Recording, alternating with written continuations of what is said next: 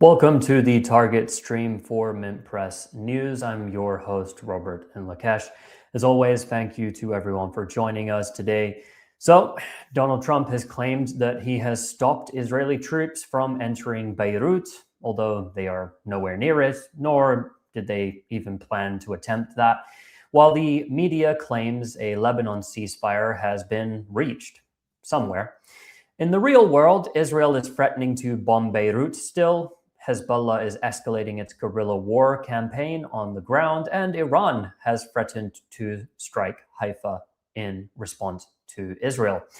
But before we begin this live stream, and all the work we do at MintPress is supported by our members, so we call on you to join us for just as little as $5 per month on Patreon. We were banned on PayPal and GoFundMe and had our fundraisers taken down and targeted by the Israel lobby and an Israeli OnlyFans model. So we need your support to keep MintPress alive so that we can continue to expose the stories that the corporate media refuses to touch. So everyone is aware, we are doing these live streams every Monday and Thursday at 4 p.m. CST. So that's twice a week, and we invite you to join us. So today we've got an enormous amount to cover and really to debunk, because there is the ongoing war on the ground in South Lebanon, Israel's massive campaign of strikes, its escalating attacks on the Gaza Strip, its threats against all of the countries in the region, essentially.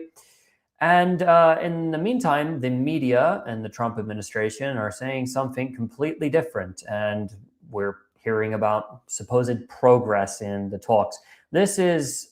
We'll see what they have to say about Iran. So Trump has insisted that his Iran talks continue at a rapid pace. Now, earlier today, he was confronted by the fact that Iran had announced that they had suspended the talks with the United States over ceasefire violations committed by the Israelis and also by the U.S. itself, because the U.S. has been striking Iran, and there has been a back and forth in the Strait of Hormuz and Persian Gulf between Iran and the United States. But of course, Trump, he's always talking about how much he's winning, how Iran has no navy, it has no air force, it has no military at all, it has no leadership. Who is he speaking to then? We don't know. But Trump is, of course, offering a positive outlook, despite the fact that quite a bit has been going on. So, for instance, Iran just days ago responded to a U.S. strike on the south of the country by firing missiles at U.S. forces stationed in Kuwait. And there were several injured in that attack. Now, what we should note here is that this is, of course, an unnamed source, but the number of injured personnel remains unclear, said the source that was speaking here to the Middle East Eye. And they described these injuries as minor, which is quite interesting. And they have specified that American soldiers and civilian contractors were injured, which begs some questions here. How many were actually injured? And then how were they injured? Exactly. Now, the claims that I've seen is that it's from debris from falling ballistic missiles, which sounds to me like more COPCOM nonsense, to be quite frank. And as we're seeing, what's been presented to us is clearly not true in terms of what is developing in the Persian Gulf, because Iran has been releasing footage of its retaliatory strikes. The United States has been openly talking about what it has been hitting in terms of Iranian military bases, the Iranian fast boats as well. They killed 4 Iranians only last week. So there has been quite a few clashes. Then Iran, today, they've released 2 videos of their retaliatory strikes within the past 24 hours. So first, we had this video here. as usual, the Iranian forces like to put stickers on their missiles. So here's footage of their ballistic missiles being fired at US forces stationed in Kuwait. And so, although this is a ceasefire, it's a very shaky ceasefire as of now. And this is what we are seeing now. On a near daily basis, there are clashes between the United States and Iran. It's a low intensity, but of course, it still is happening. So those were some missiles fired at a base in Kuwait. And then Iran launched more missiles at a ship, the MSC Sariska ship, which was reportedly linked to the U.S. and Israel. Apparently, that's there's conflicting reports about whether it is Israel or the United States, but for certain there was a missile launched and the ship was indeed hit. So it's not exactly looking too great. Now, there was another development which ended up occurring, and I think this is something that everyone should pay notice to, because we are going to be talking about what's been happening on the ground in Lebanon. But we'll pull this up here. This was suddenly Donald Trump's tweet, Truth Social post that he made earlier, where he said, "I had a very productive call with Prime Minister Bibi Netanyahu of Israel, and there will be no troops going to Beirut, and any troops that are on their way have already been turned back. Likewise, through highly placed representatives, I had a very good call with Hezbollah, and they agreed that all shooting will stop, that Israel will not attack them, and they will not attack Israel," which is wild on the face of things. I mean, to begin with, Donald Trump did not talk to Hezbollah. I don't know where he got that idea. Maybe he was talking to Berri. I have no idea who he was actually talking to there. But one thing that he did say, I'm going to pull it back up. He claims that there will be no troops going to Beirut, and troops that are on their way have already been turned back. Now, this is one of two things, because, of course, as well, what we're hearing in the media now is that, oh, look, there's a ceasefire. It's been accepted by Israel and Hezbollah. They both accepted the ceasefire, which we'll get into in a minute. That absolutely did not happen. But of course, the Lebanese Prime Minister, Joseph Aoun, has announced that a ceasefire has been reached. But of course, Aoun is not really the Prime Minister of Lebanon. He's just a U.S. puppet that just says things, whatever the U.S. tells him to say, basically. I think considering him president of Lebanon, the Prime Minister, Nawaf Salam, of course, both of them are just simply puppets of the United States. And so nothing they say has any relevance, because they're not fighting and their army is not defending Lebanon. They ordered them to withdraw, despite the fact that Israel kills Lebanese soldiers, but they don't care, quite frankly. And they announced this, and Trump has announced that troops heading to Beirut. Just so everyone is aware, there are no Israeli soldiers anywhere near Beirut. They have not been planning to go to Beirut. They can barely get a few miles deep into Lebanese territory, and it's been months.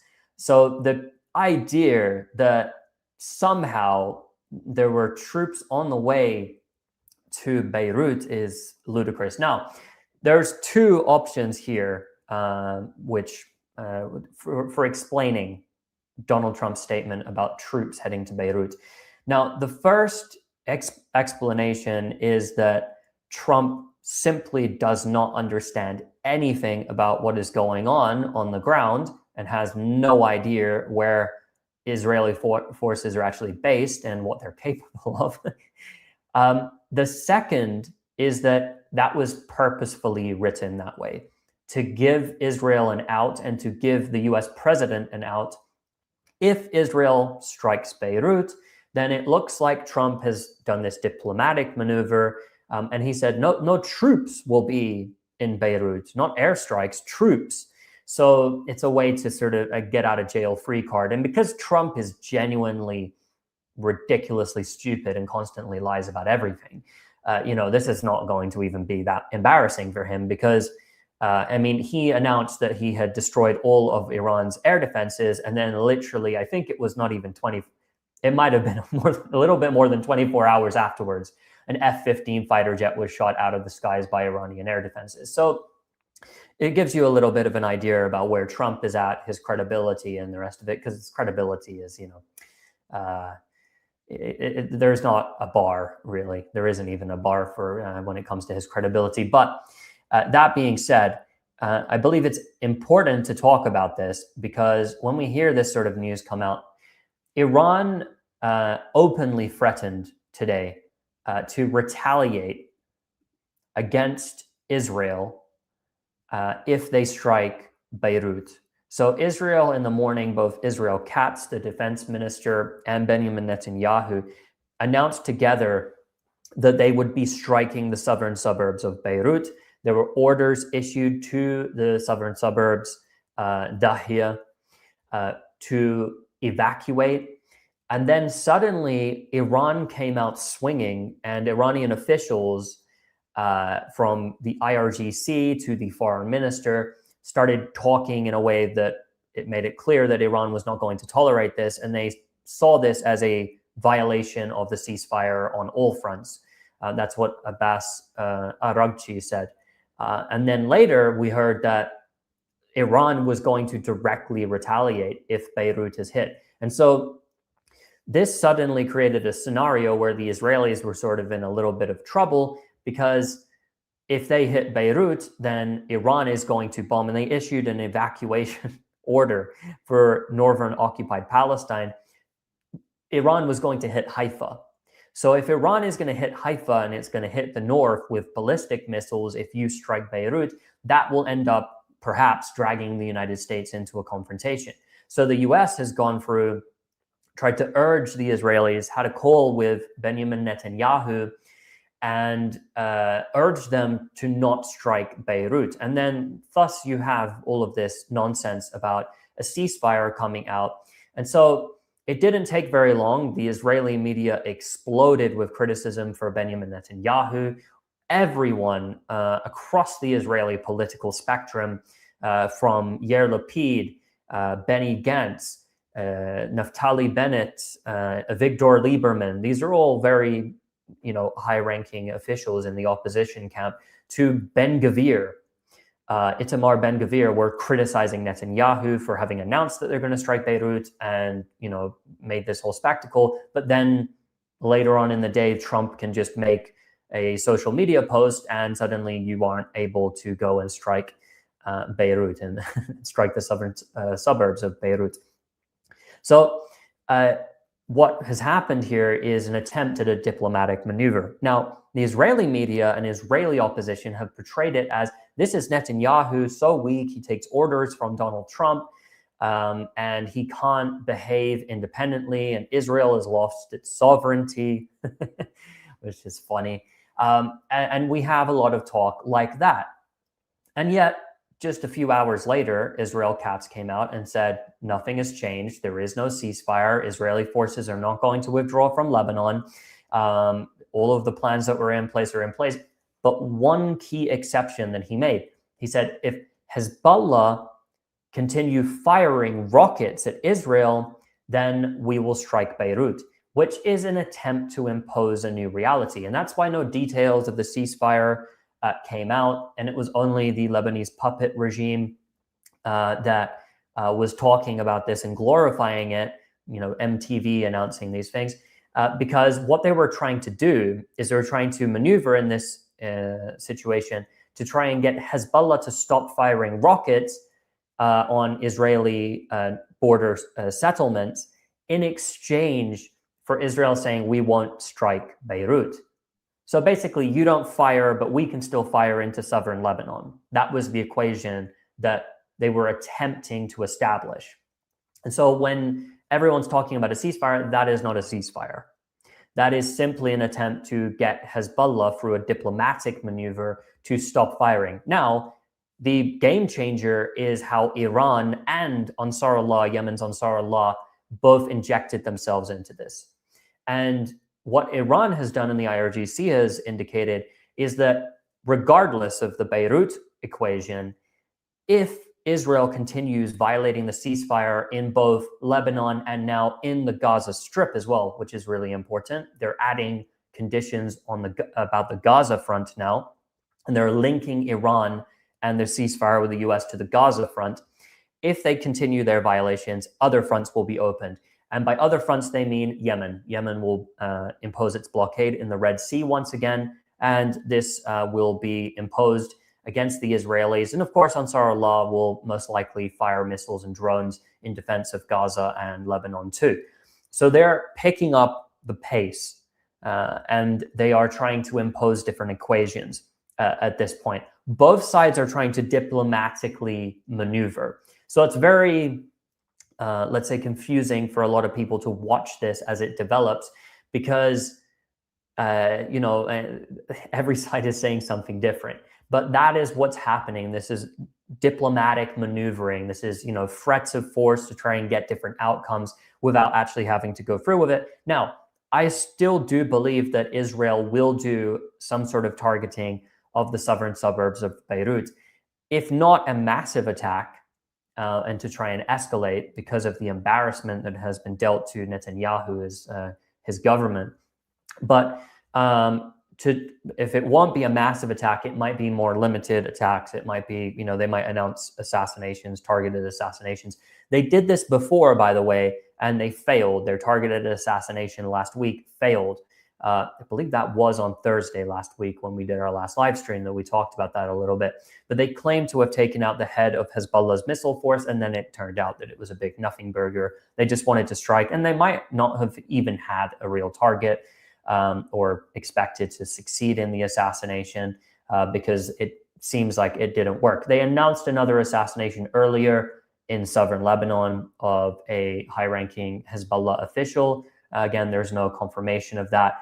But we'll get into all of that as we go on, because there are a number of different things to look at here. And since we have last been on, Hezbollah, as usual, has released a large number of videos, most of them of their FPV drones striking Israeli military positions, tanks, Iron Dome, etc. So we're going to take a look at that just so everybody knows, and we'll make a disclaimer that this is not an endorsement of this material. This is for the viewers on, this is for educational purposes for the viewers. But that being said, all of this footage has come out, has been released by Hezbollah since Thursday last week, when our last stream aired. So first of all, we'll take a look at some of the attacks here. So this is a strike on Avavim. It's a border base that the Israelis have here. So this is demonstrating that, again, Hezbollah can easily use these drones to cross over the Lebanese border, penetrate northern occupied Palestine, and hit targets accurately. It's not been a struggle for them to do this at all. And the Israelis are still incapable of finding any solution here to the FPV drone problem. So here, this is, of course, units here for the soldiers. And it's unclear whether there were a large number of casualties that came out of this individual attack. But it's important to note that those bases along the border, it's not just Israeli forces in South Lebanon, and we'll look at what is going on the ground specifically, and Israel's claims about its so-called military achievements here. because it's important to go through and debunk them. But as you're seeing here in this footage, easily reaching Israeli bases on the other side of the border. Here again, this is in occupied Palestine, and these drones are traveling quite a long while and are easily reaching their targets. And we're not seeing much opposition to it. Here are 2 Iron Dome batteries. Now, this attack, and there's another one, I believe, which is going to come afterwards, which is in a different location, also across the border. But these attacks that have just been carried out amounted to at least 9 Iron Dome batteries being taken out so far by Hezbollah's FPV drones. Also, what they've done is Hezbollah's managed to target the operators, because of course it's an entire system. It's not just the battery that is there that needs to be struck. And this makes it extremely difficult for the Israelis to to shoot down incoming rocket attacks. And again, there was that maneuver, which I covered a few minutes ago, by the Israelis to try and get Hezbollah to stop firing its rockets, because now, as you're seeing, it's finding its way to another Iron Dome battery. Once that drone hits it, that Iron Dome battery cannot be used. It's gone. So, and these are expensive air defense systems, both to operate and also, to purchase as well. And the Israelis have a vested interest in advertising the invincibility of their air defense systems because they like to sell them to other countries. So it's a marketing thing as well for them, that they want to sell these systems, as you've seen, that were just been destroyed. Just before we get into the next clip here, on the topic, 9 Iron Dome batteries taken out by these FPV drones, at least at this point, and we have footage for at least five of those attacks. So what we have at this point is that Hezbollah are taking out a lot of those Iron Dome batteries, those super expensive, super sophisticated Iron Dome systems that are sitting on the border, which are there to shoot down Hezbollah rocket fire. They're being taken out systematically.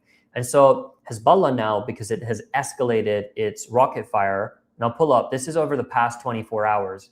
These are the areas that Hezbollah has struck. Now, in the previous 24 hours, they also struck just north of Haifa as well.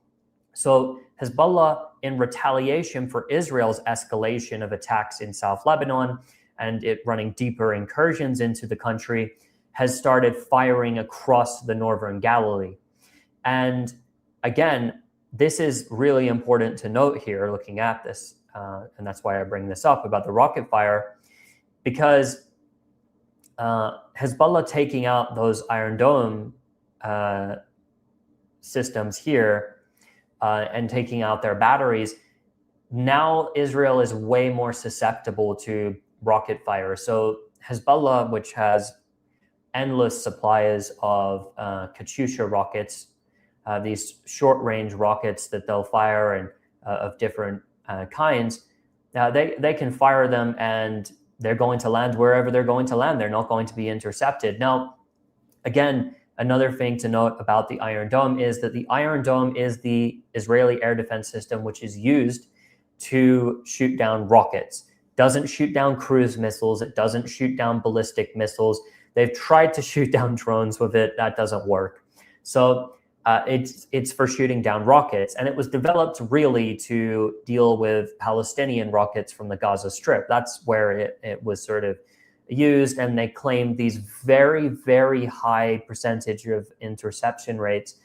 The reality was they didn't intercept most of the Palestinian rockets. They were unguided. Many of them they weren't all that effective. They did begin to get more effective rockets later on, but they were in much smaller supply. They didn't have a great quantity of those more effective rockets in their arsenal, the Palestinians. And so the Israelis could get away. The damage was not overwhelming. And now they've got this wonderful Iron Dome. And again, the Iron Dome, a large part of the whole Iron Dome, let's say mirage or fantasy, was that, they wanted to market it around the world. They wanted to sell the Iron Dome to other countries.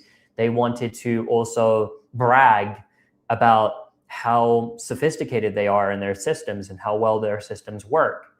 And the reality was it was just never that effective, but it will shoot down a few rockets. And, with these unguided rockets that are fired, let's say you fire at an Israeli settlement like Hezbollah does now at Kiryat Shimona, for instance, in the northern Galilee panhandle area, then, it can be the difference between, because that system, that Iron Dome system, the rockets are in a fixed trajectory. They're not precision weapons. It can be the difference between hitting buildings and not hitting buildings, hitting a soldier gathering directly and not, because the other rockets might fall within close proximity to the targets, but not directly on them. So it is effective in a way at preventing enormous damage in some circumstances. But ultimately, these systems being taken out is a massive blow, because them being taken out, it leaves them open. And also, these are super expensive, very sophisticated air defense systems, and they're just being knocked out by these cheap little drones that you can manufacture the parts for with a 3D printer. So it's quite a blow to the Israelis and the Israeli military and their prestige. Here, this is in South Lebanon, in Taibe, and this is, again, another FPV drone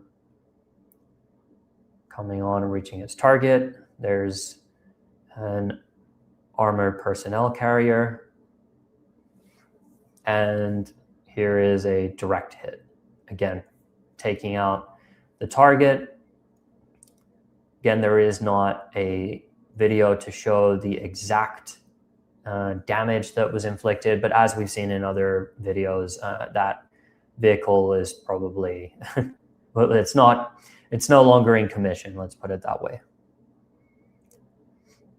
Here again, this is in Manara, again, across the border in a military site, and finds its target, this armored vehicle here, and a direct hit.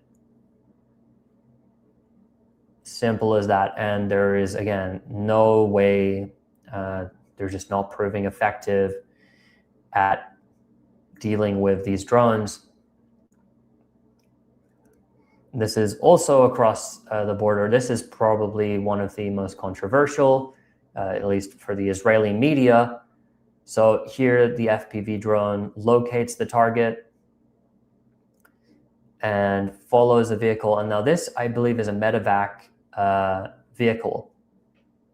Now, some people said this was evacuating the morbidly obese soldier, if anyone has seen her, I forget her name now, that was killed by an FPV drone attack, that it was transporting her, but I didn't see any confirmation that that was indeed the case. But that at least is the claim at this point. So that has been what has been claimed.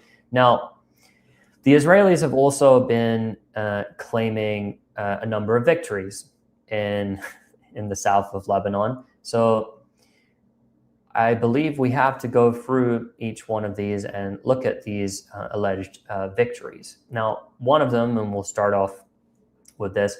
So Israel released footage here. They said dismantling of the launcher, the Hezbollah launcher, that fired rockets towards Tiberias overnight, right? So I couldn't actually get the video ready before the live stream, but they've put this footage out of them striking a launcher. There's no secondary explosion that you can see there, right? So this is the launcher that after it fired the rockets, at Tiberias, which is, I believe, that launch was 40 kilometers in distance that they made.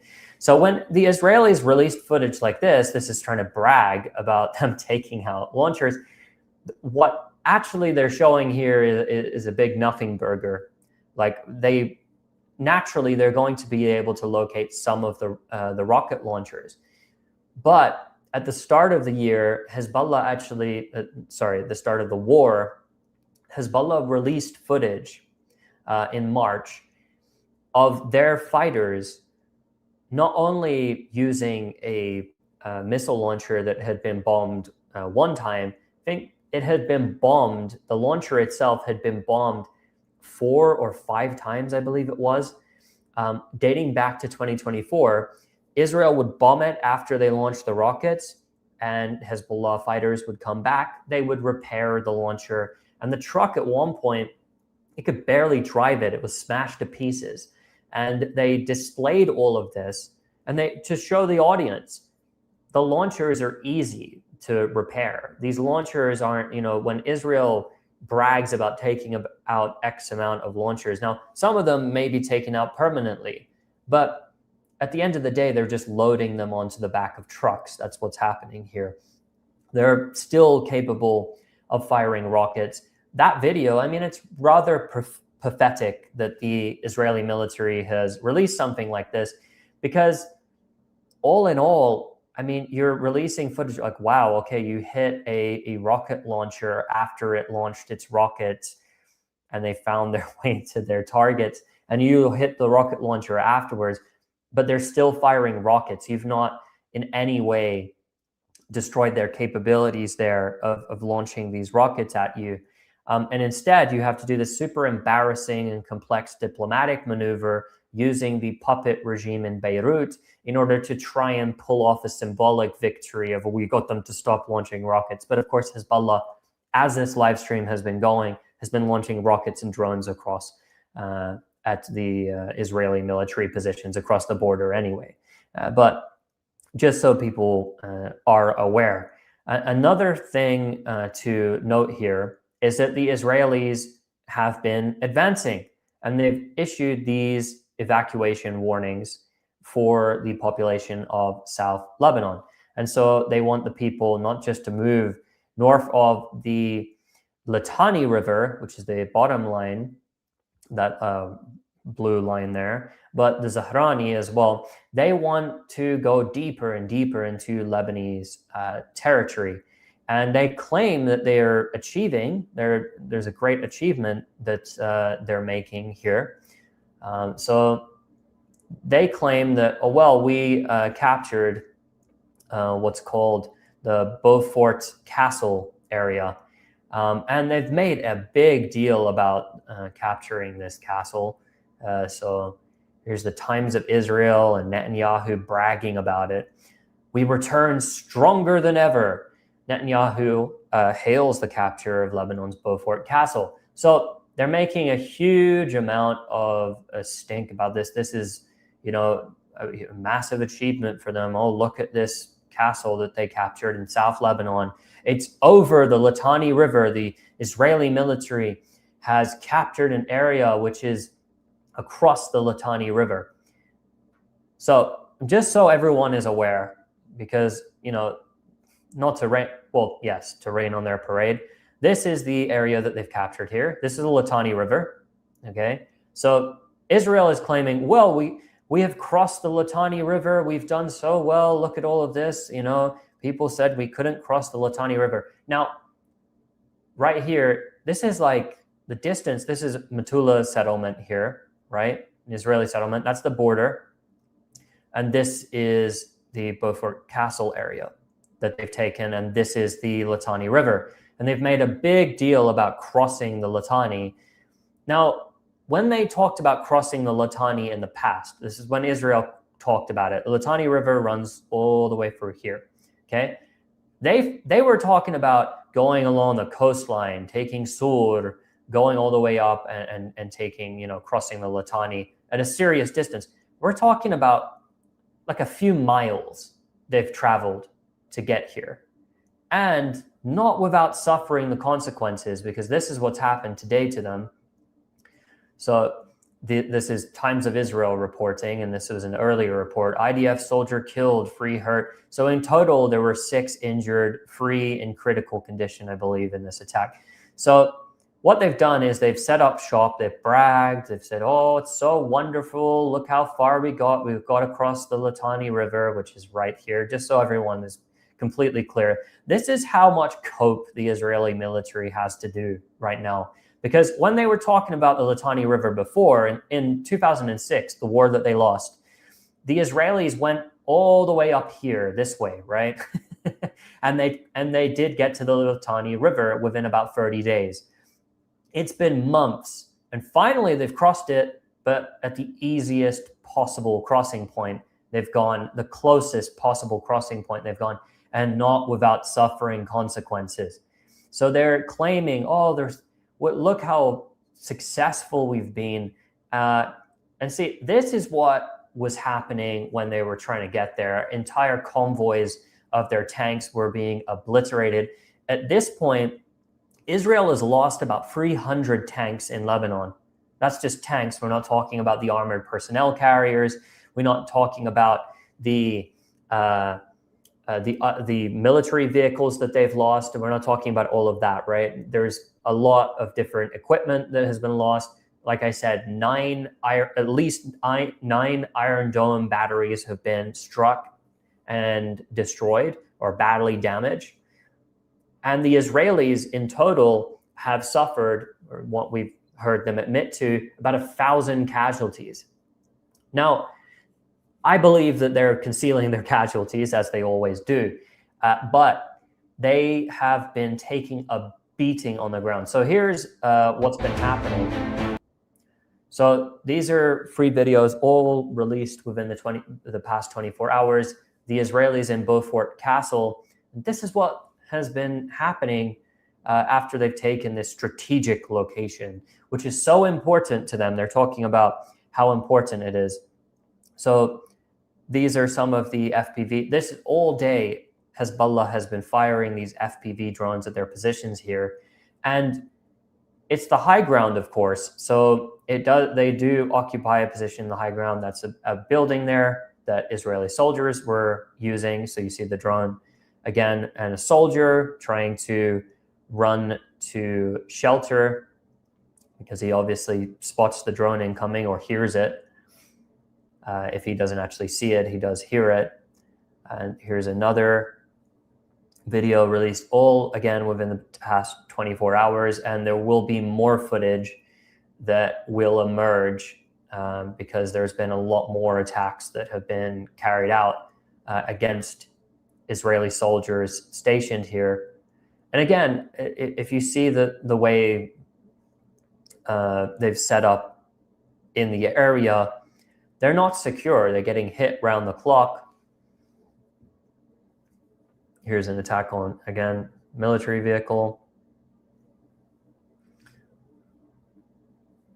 And they've just made themselves ultra vulnerable because they've gone and occupied a location which is really open, and for drone strikes especially, makes them extremely easy to target.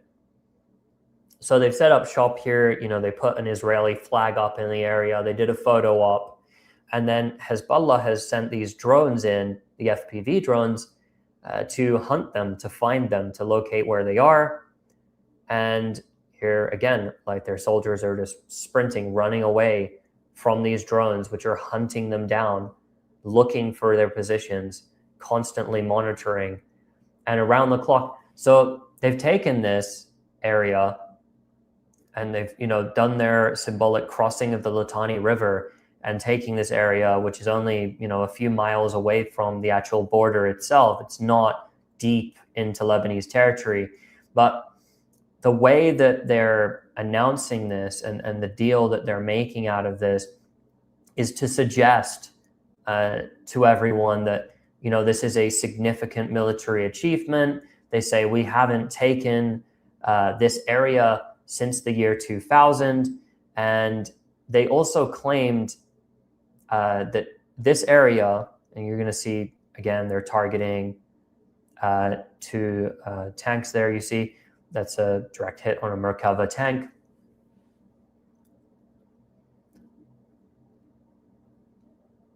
And here, this was, I believe, as they were trying to occupy that position, and these tanks were just seen burning and were filmed by locals.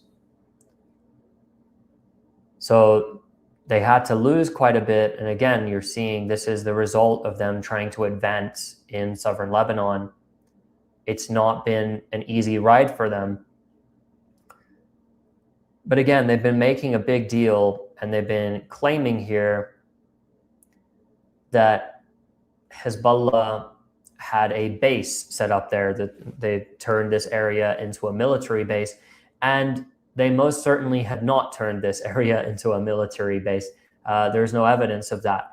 The reason why they're saying that, by the way, is that this area was used in the past by Palestinian fighters, that they'd set up base here. And considering the weapons that they had access to at the time, it made sense for them to occupy a high point like this and to fight from it. And so in the past, when the Israelis had invaded South Lebanon, they had have to fight, in order to take this, and it would be a struggle to take this area. Well, not so much of a struggle because the Palestinian fighters weren't, capable of properly combating the Israelis, and there was no symmetry there between them. But that is the reason why they're claiming that. They're claiming that because decades and decades ago, more than 40 years ago, the Palestinian groups had used this area, had used this territory in order to try and defend from South Lebanon. So again, the Israelis trying to claim victories out of things that, for them, this is a symbolic area. They haven't been there since the year 2000, when they when they ran away from South Lebanon because of the resistance that was being put up against them. But these are not the days of fighting the PLO. These are not the days of fighting even Hezbollah in 2006. And that's why I emphasize when we hear these Israelis claiming that, oh, we're making great gains. This is how far they've come from the border area, okay? And normally, in the past, they could cross the Litani River here, right? They could go along the coast if they wanted to, and they could occupy. And the Israelis, as we're seeing in the videos that I'm going through that have been released every single, they're being released on a daily basis, you'll see that they actually don't occupy these areas.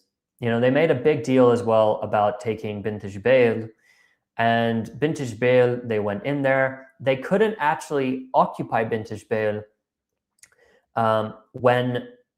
before the so-called ceasefire came into effect. So the temporary ceasefire, when it was declared, then they moved into it.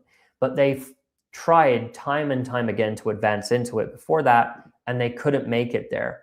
Then afterwards, they had to go to the symbolic location where Sayyid Hassan Nasrallah, the former Secretary General of Hezbollah, delivered his famous spider's web speech about how Israel is a spider's web because its society is so incredibly weak and can't absorb the repercussions of their actions. And so that was a speech delivered right after the liberation of South Lebanon in the year 2000. And the Israelis were so obsessed with taking Bint Jbeil and putting an Israeli flag up at the small soccer stadium where that speech was delivered all the way back in 2000, 26 years ago. More than 26 years ago now, that speech was delivered, and it still sticks in their head. And Sayyid Hassan Nasrallah is no longer here, and yet still this haunts them. He haunts them from the grave. And they're still obsessed with these symbolic victories, because symbolic victories are the only victories they can get. That's the only victories. And they've got to try and brag to you about crossing the Litani at the shortest possible point they can from the border. And even to get there, it's taken them months to get there. They've suffered around 1,000 casualties. They've lost 300 tanks. They've lost countless armored personnel carriers, countless bulldozers, countless excavators, Iron Dome batteries, military vehicles, the Humvees and the Jeeps and everything, just to get a few miles deep. And then when they reach this location and they're like, wow, we took Beaufort Castle, it's a Crusader castle, and it's a high point and it's impregnable. And all, yeah, maybe back in the day where people were fighting with swords and spears, it was impregnable because it's so high up. But now that we're fighting with more modern technology and your opposition are using these first-person view drones, it's not an achievement. It's not for the Israeli army, which is supposed to be the most sophisticated, the most advanced, the most powerful in the entire region. By a long shot, a armed group across the border can stop you from going a few miles deep into its territory for months. And then when you get to that position that you're bragging about, you're just open to drone strikes. So that's those are the so-called achievements, the military achievements that the Israelis are bragging about. And again, the Israelis don't actually have control over these areas where they claim to have control. And they haven't demonstrated that. And around the clock, as we've been looking at the first-person view drones, which use the fiber optic cables, by this time, especially if you're a regular viewer of these streams, you'll know that these cables are attached to the drones. So it connects, it locks in the drone operator with the FPV drone itself. And so it can't be jammed, and they're very cheap, of course. We've seen a lot of footage using these FPV drones, but also the Israelis are being subjected to other kinds of attacks. Like, for example,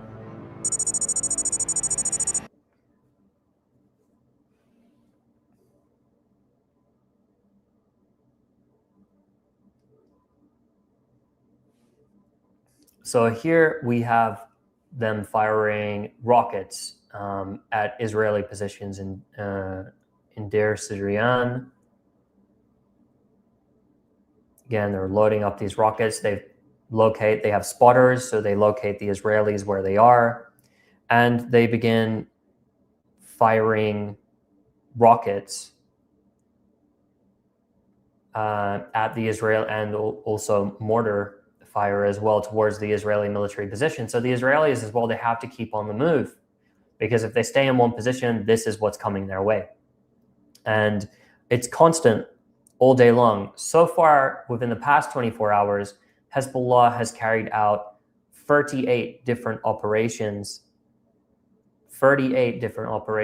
against the Israelis, which is a significant number,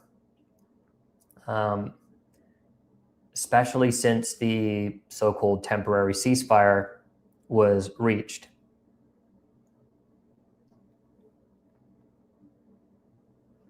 So as we're seeing here, they're firing off, and they're doing this at nighttime as well. So the soldiers aren't able to get any rest. They're not able to properly sleep. And this is important to note, because round the clock, they're having these drones fired at them in their positions. And for them, these rockets and these drones fired at these positions, because Hezbollah has also acquired night vision, thermal vision for their drones. And this is something else that has been greatly bothering the Israelis, that they cannot deal with these drones at nighttime, especially because you can't see them at all in the dark of night.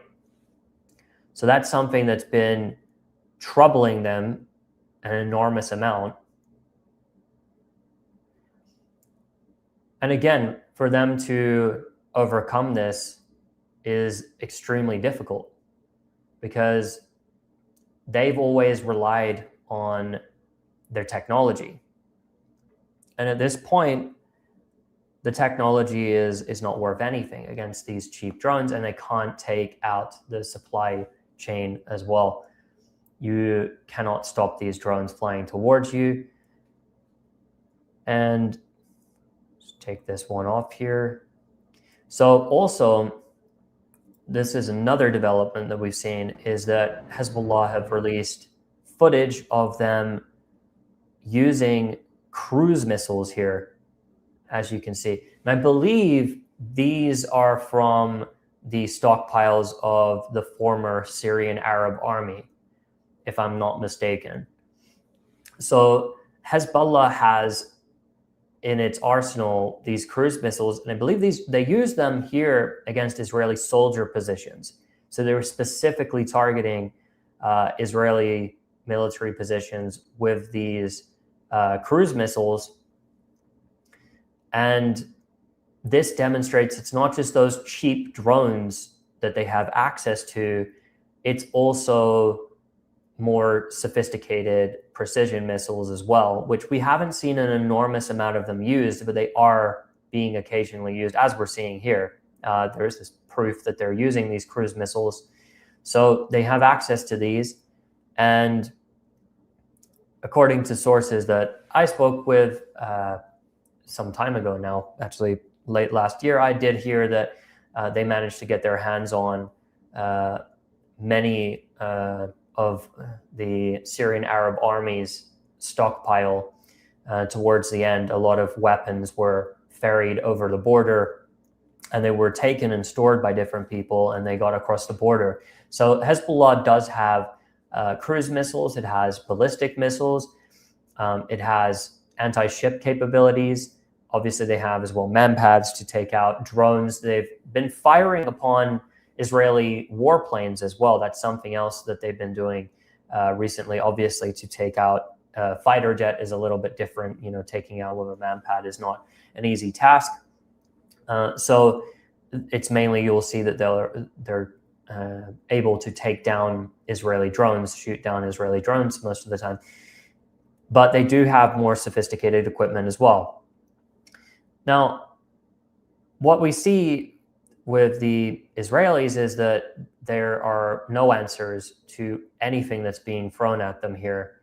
And because of this, they've been bombing Gaza nonstop, and they've been taking their anger out on the Gaza Strip. Israeli Prime Minister Benjamin Netanyahu claims that they're going to take 70% of the besieged territory. They've been carrying out civilian massacres. They killed almost 40 people during Eid.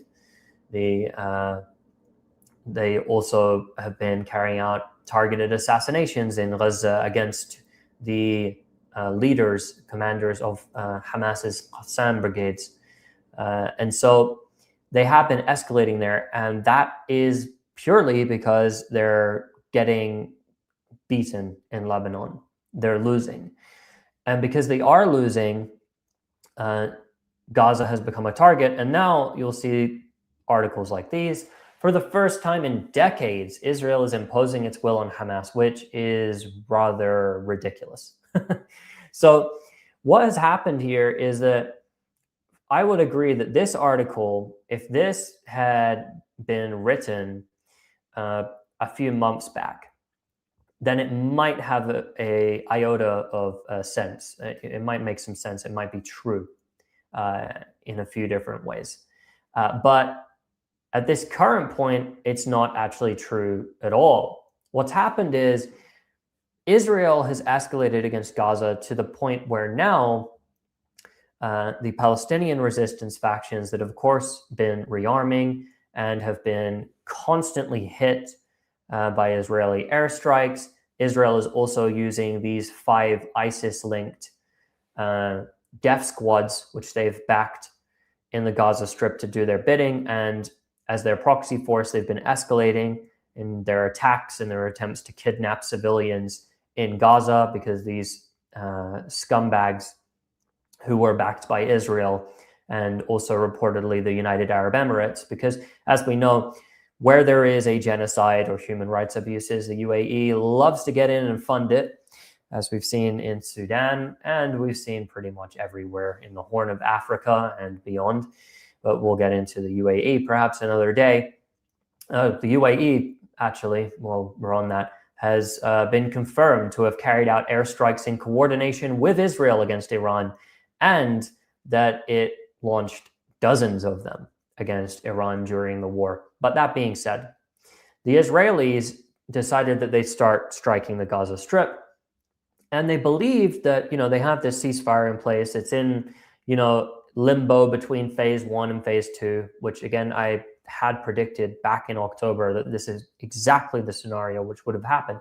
That's why when I say that this Jerusalem Post article that has been written about how Israel is imposing its, will on Hamas, that, if you went back a few months, may have been the case because Hamas couldn't respond to what Israel is doing. I will argue, however, at this point, the dynamics have changed. Because of Israel's aggression, what it's done at this point is it's opened up the possibility for a response from the Palestinian factions. And I'll preface that with the fact that obviously there are limited spaces for within which they can operate here. So what we've seen with Iran now is Iran has directly threatened the Israelis and to strike Haifa and the Israelis over the bombing of Beirut. But what it's also put on the table is that other fronts will open up in response to Israel's violations of both the Lebanese ceasefire and the Gaza ceasefire. So Hamas is sitting there. If the war does re-erupt at any point with Iran, there is a space for Hamas and other Palestinian groups to begin retaliating, and that might give them a more solid space when it comes to being part of any future ceasefire agreement, because I think it's widely acknowledged that the next round will be the final round in this confrontation.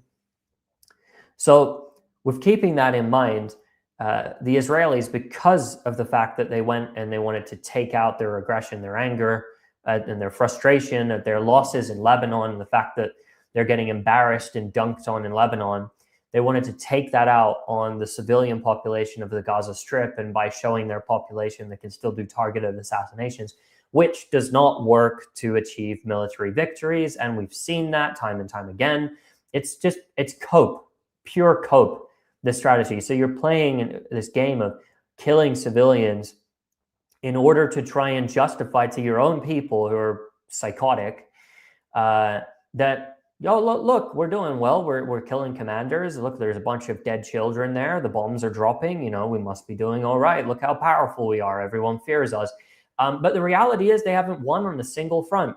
Iran, just by threatening them, can trigger this whole diplomatic maneuver and back and forth, and Trump making statements and Netanyahu trying to get out of the fact that he's not doing what he's committed to himself to doing. That's not a good position to be in. The Israelis have not defeated the Iranians, not defeated Hezbollah, not defeated Hamas. They've had years and years to do this at this point, all the way since October 7, 2023, and they have not won. And now, because again, they want to punish civilians for their losses on the battlefield and their embarrassment, because they are there. It's utterly embarrassing that with the advantages they have, that they have been so poor, so pathetic, so weak, and that the only thing they can do is just kill civilians and some assassinations. That's all they can do. They're having to take this out again on Gaza, on the civilian population. Now they've opened up, again, the ability for there to be retaliation. Because again, now you're dealing with Iran, which, because of the way that it has handled this confrontation with the United States and with the Israelis, has actually become emboldened. And you're dealing with Ansarullah, which has been there in Yemen, the government of Yemen, which has been dealing with the Israelis and confronting the Israelis since the beginning of the genocide in Gaza. And now they're able to get into the fold. They wouldn't be involved if no one was being killed in large numbers in Gaza, if there weren't these massacres. They wouldn't get involved. Yemen would stay out of it, right? It wants for the ceasefire in Gaza to hold. That's why it put pressure on. That's why it imposed the blockade in the Red Sea. That's why it fired rocket missiles and drones, both ballistic and cruise missiles and drones at the Israelis, because it wanted to force the Israelis to stop its aggression against Gaza. Now, suddenly you don't abide by that ceasefire agreement, you start killing people again, you want to take over 70% of Gaza, well, Yemen can come in, and now you have an even bigger problem. Iran is in this sort of quasi-ceasefire period where it does have some exchanges with the US, and Iran is now coming in and imposing its will too, but Iran is a lot more powerful. So if Iran chooses to, it can set the red lines with Gaza. And if another round of confrontations is to happen, and the Iranians are blasting the Israelis, then it is even more likely now that the Palestinian resistance will get involved in some way, shape, or form. So they've just shot themselves in the foot by doing this, because they're like, yeah, we're going to pick on the weak guy, but then, you know, the bigger, older brother has come in and is calling the shots now. Because, you know, they cannot at all fathom being the weaker party. And the reason they're weaker is not because they don't have access to the weaponry, which would be required in order to be the big dog in the neighborhood. It's because they're cowards. It's like the big bodybuilder, right, who looks very strong, you know, pumped up on steroids, but it's all synthetic, you know. He's never done martial arts. He doesn't know how to box. So you put that bodybuilder in there with a boxer who's 50 pounds lighter, and he'll get beaten up. And that's exactly what Israel is, except Israel, you know, is not even really willing to fight, you know. It sort of, you know, it would rather get, you know, throw something at the fighter, you know, and use a weapon, you know, kill you from a distance, hurt you from a distance. But the Israelis are incapable because they don't have the backbone to be what they want to be in the region. They really don't. And now they've got themselves entangled in a war of attrition. So all of this is to say, they will not accept backing down, because to them, this is the big opportunity. And if they let this opportunity go, they want the 1967 Six-Day War victory. Netanyahu wants to be that guy. They want a victory that's not just like 1967, because 67 they conquered illegally the West Bank, East Jerusalem, Gaza, the Golan Heights, and the Sinai Peninsula. This right now, this period, is like 1948 for them, 1947 through to 1949 more accurately. Because this is going to define what Israel is in the future, this period. And this delusion that they have, that they can be victorious here, not having and not suffer during this period, just to do whatever they like and to get away with it, you know, they're not going to have these short little victories anymore. They're going to have to fight wars of attrition. They're going to have to lose a lot of people, to lose a lot of men, or like that overweight Israeli woman that was killed, the IDF soldier. You know, they're going to have to lose people like that now. And they're going to have to lose a lot of them. They're going to have to sacrifice a lot if they want to do what they're doing, because unlike in 1948, unlike in 1967, you have enemies that have the means of fighting back. Because in 1948, they stood no chance. They didn't even know really how to resist. You know, you had the Iraqis, for example, like Fawzi al-Qawuqji, who led them, you know, in the north of the West Bank, that managed to hold on to the West Bank, right? So you did have some commanders with knowledge, and you had some people who had some experience. But, the reality was in 1948, when the Israelis were stealing Palestine and ethnically cleansing like 850,000 people, the Arab armies, or so-called armies, they weren't really armies. They weren't well equipped and they weren't capable. Now you're dealing with a different scenario, because you're dealing with Hezbollah, you're dealing with Ansar Allah, you're dealing with the Iraqis, you're dealing with the Iranians. This is not the same. It's not the same. And the equipment is not the same. You're not invincible anymore, because Hezbollah now has access to the likes of FPV drones. And, for a few $100, your multi-million-dollar tank, your air defense systems are taken out. They don't exist anymore for a few $100. Something that your average Lebanese villager, if you wanted to, could purchase one of those FPV drones. They would have the money to do it. They would have the budget to fund some FPV drones. But you, with your billions and billions, all your sophisticated equipment, everything you get handed from the United States, your fighter jets, your air defense systems, your tanks, and you can't beat some guys who are using, drones that are, the parts are manufactured from 3D printers. So the Israelis are in a tough position. And some people, they come on these streams that we do here, and they'll say, this is just, you're being way too hopeful here. You're being way too hopeful here. The problem is, with a lot of the reporting that is done on what's going on in the region, is rightfully there's a lot of focus on civilian suffering, which is immense, which is beyond comprehension. But when we're looking at the battlefield, when we're looking at the cold, hard facts on the ground, the Israelis, despite having all the advantages in the world, are not winning. They're just not. And I'll call a spade, where there's a victory on the part of the Israelis. We have to acknowledge that. We have to acknowledge where the Israelis do actually have some victories. But realistically here, they're not doing very well. And this battle for them is existential. If they lose, and they are losing, if they lose, the Israel that they want, that greater Israel project, and to be the dominant power in the entire region with a collapsed Iranian government, that's gone. It's done.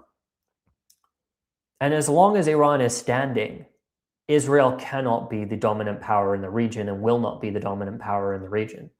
That's the reality of it.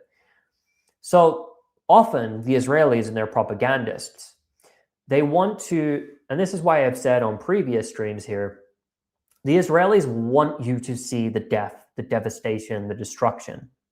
And while everyone should see what they're doing in order to understand what is happening here, at this point, the Israelis understand the whole world hates them. But for the Arab world, it used to be, show them the images, show them what we do to them. Because their wars, part of the reason why they were killing so many civilians in such horrific ways like they were, is because they want to demoralize the Arabs. And they want to demoralize everyone. They want you to think Gaza is gone, Gaza is no more, Lebanon is obliterated, everything is done, it's all over. They want you to think like this. It's psychological warfare because it demoralizes you. And if you're demoralized, you don't feel like speaking, you don't feel like doing anything about it, you don't feel outraged, you're defeated, it's done, it's over, forget about it. That's what they want. And the reality is, it's not over. People are still fighting on the ground in Gaza. People are still fighting in Lebanon. Israel has not won militarily. And so the suffering is immense. And Israel, its military might is hard to overcome, and it won't be overcome overnight. But at the end of the day, there are other examples historically, the Vietnamese, the Algerians, many others, that have overcome their enemies with these strategies and have liberated their territories, despite the advantages of their enemies. of the imperial or colonial, settler colonial powers. So a lot of people, again, have come and say, hey, this is all, great and all, but look at what they're doing. Yeah, well, at the end of the day, let's say there is, hate to take it back to boxing here. Let's say there's the heavyweight champion and he gets knocked out. And then as a result, after that, to prove how strong he is, he decides to go into the street and like knock out random people in the street that weigh less than him, that can't put up a fight, a bunch of women and children, and start beating on them. And you go, well, that guy can punch. Like, he's powerful still, but he's not the heavyweight champion. He's not winning. They didn't win the fights, the real fights where it matters, So we can't measure the Israelis by how many children they kill, because anyone can go and kill children. If you're cowardly enough to do that, anyone can grab weapons and go kill children. People kill children all the time in every country in the world. It doesn't mean they're strong. It doesn't mean they're winning. So that, I believe, should be absorbed while recognizing there is immense suffering amongst the civilian populations throughout the region. And that cannot be ignored. It cannot be undermined. But that does not mean that you need to be demoralized when looking at this, because people are fighting back. And it's not just with weapons. People are fighting back in every way you can imagine. So these are things that we have to take into consideration when we're looking at this and looking at the hardship.